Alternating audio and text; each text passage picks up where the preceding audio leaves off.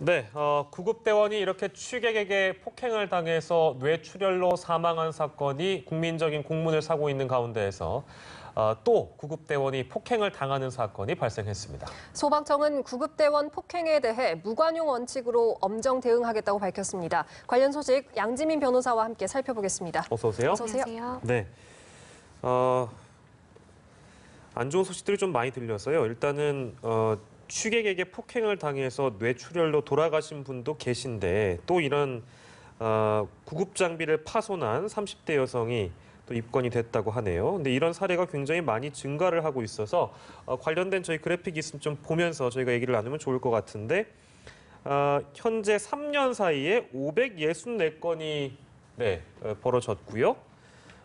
이 중에 183명이 벌금형이고 147명이 징역형을 받았습니다. 이거 이대로 두면 안 된다는 의견이 많아지고 있는데 어느 정도의 처벌이 적절하다고 봐야 될까요?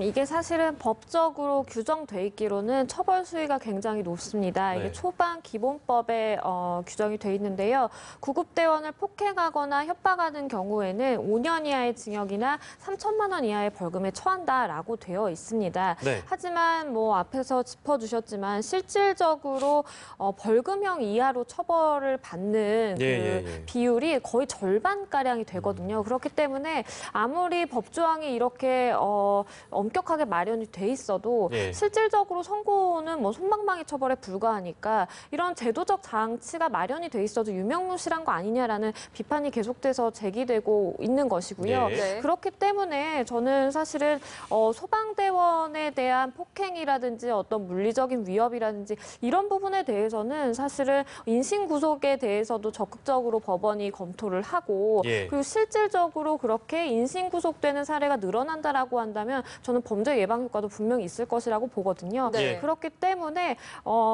실질적으로 그 처벌 효과를 높이기 위한 좀 방안을 마련해야 된다고 생각합니다. 네, 말씀하신 것처럼 이번 사건을 계기로 소방청이 이제 구급대원 폭행에 대해서 무관용 원칙으로 이제 엄정 대응하겠다고 밝혔는데 이런 무관용 원칙이 과연 잘 지켜질 것인가 이것에 대한 우려도 또 있거든요. 어떻게 보십니까? 그렇습니다. 사실은 이 무관용 원칙이라고 하더라도 대부분 이 소방대원들에게 폭행을 가한다든지 어떤 범죄 행위를 일으키는 분들이 다 이 취객이 대부분입니다. 그렇기 때문에 사실은 처벌을 하려 그래도 그 당시에 내가 술에 취해서 잘 몰랐다 내지는 뭐 기억이 안 난다라고 하면서 실질적으로 처벌까지 이어지기가 힘든 거거든요. 그렇기 때문에 저는 소방 당국에서 무관용 원칙과 더불어서 이런 분들 같은 경우에는 또 상습범들이 많아요. 그래서 상습범에 대해서 따로 좀 관리 시스템을 마련을 해서 그분들에 대해서는 사실은 일정 정도의 페널티를 주는 것이 필요하다라고 생각을 하고요.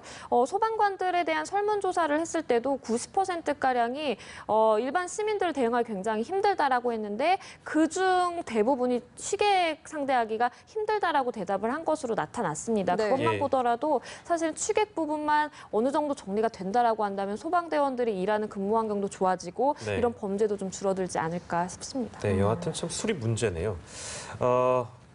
그런데 이렇게 폭언이나 폭행을 당하신 분들, 그러니까 구급대원들을 지원하는 제도가 잘 마련돼 있는지도 궁금합니다.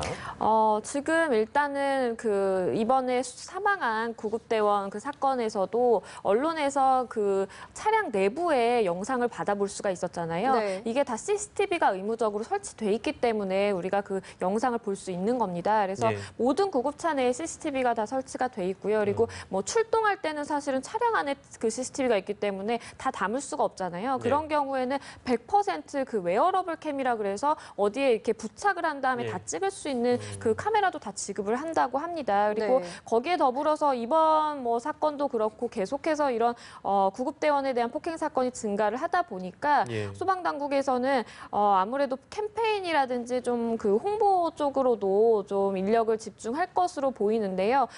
실질적으로 그 구급대원에 대한 폭행은 한 사람에 대한 폭행이 아니라 우리 공동체 전체에 대한 위협이다. 그렇기 때문에 굉장히 중대한 범죄다라는 인식을 조금 널리 알리기 위해서 예. 캠페인도 진행할 것이라고 보이고요. 무엇보다도 사실은 폭행을 당한 사람, 그런 모욕적인 발언을 들은 사람, 피해자가 가장 중요하잖아요. 예. 그런 피해자들에 대해서는 즉시 병원 진료를 받을 수 있게 하고 또 외상 후 스트레스 장애에 대한 그 상담도 지원을 한다고는 하고 있습니다. 예. 네, 소방청이 엄정 대응을 하겠다고 밝힌 만큼 좀 이런 일들이 줄어들어야 할 것 같습니다. 다음 소식도 살펴보겠습니다.